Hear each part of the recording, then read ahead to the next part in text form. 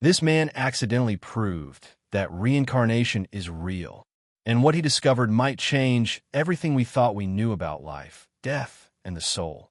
Meet Dr. Ian Gray, a molecular biologist obsessed with evolution and one specific part of the human body, the eye. His entire life and the world of science is about to change forever. Welcome back, everyone. Today we're diving into a film that blends science, love, and the mystery of the soul, Origins.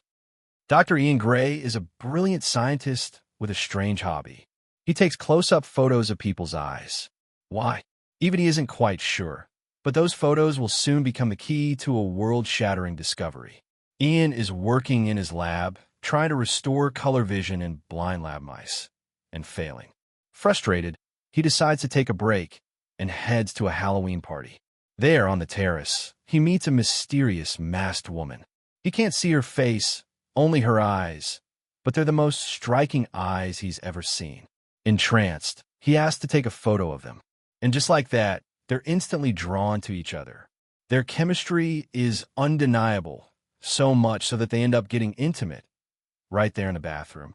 But suddenly, she vanishes into the crowd. He rushes after her, only to watch helplessly as her taxi drives away. The next day, Ian returns to the lab and meets his new research assistant, Karen, sharp, beautiful, and highly intelligent. But Ian isn't exactly warm. He tells her that she's there just to observe and take notes. Nothing more. Karen challenges him anyway. While discussing their research, she proposes a bold idea. What if they could create an eye from scratch, in a species that has never had one? Ian insists it's impossible. According to evolutionary biology, every species that has the gene for eye receptors already has eyes, and those that don't never will. But Karen isn't easily discouraged. She starts scanning databases, looking for a species that might defy the rule. Meanwhile, Ian can't stop thinking about the masked girl. He stares at the photo of her eyes obsessively. He tells his colleague Kenny about how, just one night with her left a huge void. Kenny jokes by carving a hole in a mannequin and tells him to fill the void. Then a strange twist.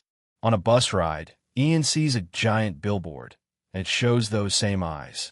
He's stunned. He tracks down the model behind the ad. Her name is Sophie, and she's a model for Devon Paris. By complete chance, he sees her again on the bus. She recognizes him too. She offers him a mint, and when she stands to leave, he follows her. He plays the same song from that Halloween night, and they kiss. Just like that, they fall madly in love. They decide to get married. But when they go to City Hall, they're told they have to wait 24 hours. Sophie, upset, says she'll marry him in the spirit world instead.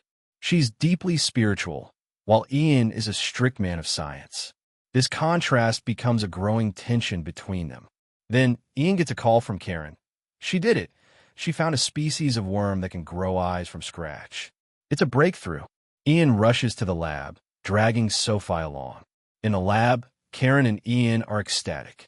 Sophie, however, is clearly uncomfortable, like a stranger in their world. Later that night, Sophie questions Ian's motives. Why does he want to give eyes to worms? She reminds him not to play God. She believes in things science can't explain, that some people can access other dimensions or the afterlife. Ian scoffs. Their argument ends in intimacy. But during a moment of passion, Ian knocks over a tray and splashes a chemical into his eye. In pain, he screams for help. Sophie panics. She doesn't know what to do. He yells for Karen. Karen rushes in and saves the day. Sophie watches, hurt and useless. Later that evening, while taking the elevator to her apartment, it gets stuck. Ian tries to climb out and helps Sophie follow. But just as he pulls her up, the elevator suddenly drops. Sophie is crushed. She dies in his arms. Ian is devastated. Time passes. Ian grows close with Karen. They eventually marry and have a son. But then, things get strange. At the hospital, a nurse asks to scan their newborn's eyes, a voluntary test. The scan unexpectedly shows a match with a man named Paul Edgar. The nurse dismisses it as a database glitch. But a few days later, a woman calls, claiming to work in early autism detection. She wants to test their child. They agree. The child is shown pairs of images and reacts emotionally to some of them. But something's off. The doctor isn't checking for autism. She's checking for signs of reincarnation. Ian and Karen investigate.